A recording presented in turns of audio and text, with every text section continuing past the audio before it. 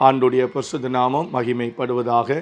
நீங்கள் சுகமாயிருப்பீர்கள் என்று கர்த்தருக்குள் விசுவாசிக்கிறேன். நல்ல வார்த்தை என்கிறதான இந்த ஒளி தொகுப்புக்கு உங்களை மீண்டும் அன்போடு கூட அழைக்கிறோம். கர்த்தருடைய பரிசுத்த நாமம் மகிமைப்படுவதாக. கர்த்தர் உங்களை இம்மட்டும் நடத்தி இருப்பார், தேவன் உங்களை பலப்படுத்தி இருப்பார் என்று இயேசுவின் நாமத்தில் விசுவாசிக்கிறேன். ஒரு சில நாட்கள் ஆண்டவரே இந்த ப்ரோக்ராம் வராமல் இருந்தது. அதனுடைய தாமதத்துக்காக நாங்கள் வருந்துகிறோம். ஆனாலும் கர்த்தர் இந்த ஊழியத்தை தாங்கும்படி அருமையான ஆமென் ஸ்தோத்திரம் வாய்ப்பை ஆண்டவர் மீண்டும் ஏற்படுத்தி கொடுத்து இந்த ஊழியம் ஆரம்பிக்க கர்த்தர் உதவி செய்ததற்காக கர்த்தருக்கு ஸ்தோத்திரம். இனி ஒவ்வொரு நாளும் கர்த்தருடைய வார்த்தையை கேட்க தேவன் நம் ஒவ்வொருவருக்கும் பலன் தருவாராக, கிருபை தருவாராக.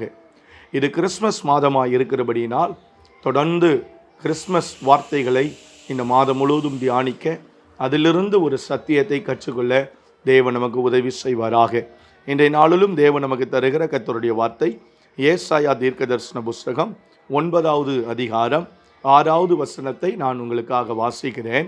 நமக்கு ஒரு பாலகன் பிறந்தார், நமக்கு ஒரு குமாரன் கொடுக்கப்பட்டார், கர்த்தத்துவம் அவர் தோளின் மேல் இருக்கும்.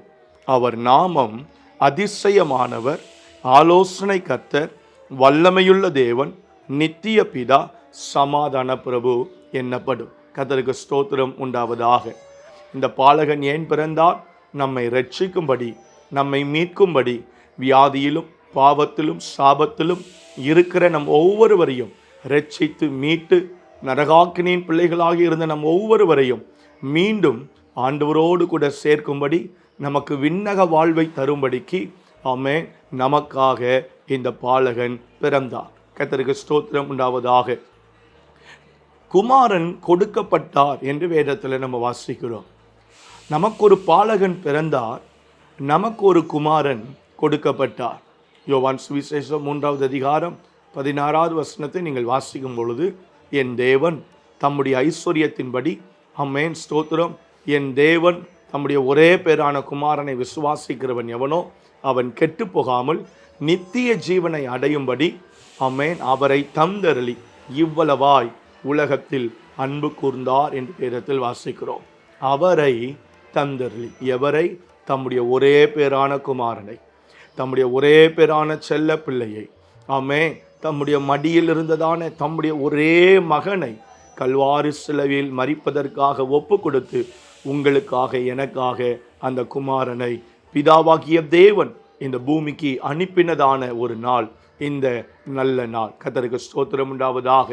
அவரை குறித்து வேதத்தில் வாசிக்கிறோம், அதிசயமானவர். அவர் அதிசயங்களை நம்முடைய வாழ்க்கையில் செய்கிறவர். ஆலோசனை கர்த்தர், நம்முடைய வாழ்க்கைக்கு தேவையான நல்ல ஆலோசனைகளை அவர் நமக்கு தருகிறவர். நித்திய பிதா, அவர் நம்மை நித்தியத்துக்கு நேராக நடத்துகிற, நித்தியத்தின் வழியில் நம்மை நடத்துகிற சர்வ வல்லமையுள்ள தேவன், வல்லமையுள்ள தேவன். ஆமென். இவருடைய வல்லமைக்கு முன்பதாக வேறு எந்த வல்லமையும் நிற்க முடியாது. தம்முடைய வல்லமையினால் ஆமென் தம்முடைய புயத்தினால், தம்முடைய பராக்கிரமத்தினால் நம்முடைய வாழ்க்கையில் இன்னும் மேன்மைகளை கிருபைகளை தருகிற நல்ல தேவன், சமாதான பிரபு. கர்த்தருக்கு ஸ்தோத்திரம் உண்டாவதாக. என் சமாதானத்தையே உங்களுக்கு வைத்து போகிறேன் என்று சொன்ன தேவன், அவர் பிறந்ததனுடைய நோக்கம் உங்களுக்கும் எனக்கும் சமாதானத்தை தரும்படிக்காக தான். கர்த்தருக்கு ஸ்தோத்திரம் உண்டாவதாக.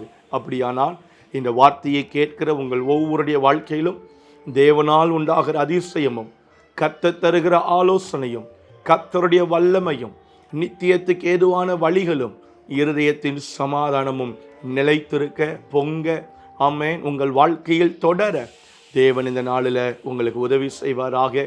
நம்பிக்கையோடு காத்திருங்கள், நிச்சயம் ஒரு ஆசீர்வாதத்தை நீங்கள் பெற்றுக்கொள்வீர்கள். எங்கள் நல்ல பிதாவே, உம்மை நன்றியோடு ஸ்தோத்தரிக்கிறோம். இந்த வார்த்தைக்காக உமக்கு ஸ்தோத்திரம். இந்த வார்த்தையை ஆசீர்வதியும். இந்த வார்த்தையில் போடப்பட்டிருக்கிற ஒவ்வொரு ஆண்டவரே ஸ்தோத்திரம். உம்முடைய வசனத்தின் தெளிவும், உம்முடைய வசனத்தின் ஆண்டவரே ஆறுதலும் ஒவ்வொருடைய வாழ்க்கையிலும் நீங்காமல் நிலைத்திருக்க எங்கள் தேவன் அனுக்கிரகம் பண்ணும்படி நாங்கள் ஜெபிக்கிறோம். கிருபைக்குள் முழுவதும் தாழ்த்துகிறோம். பெரிய காரியங்களை செய்யும். இயேசுவின் அற்புதமான நாமத்தில் பிதாவே, ஆமென், ஆமென்.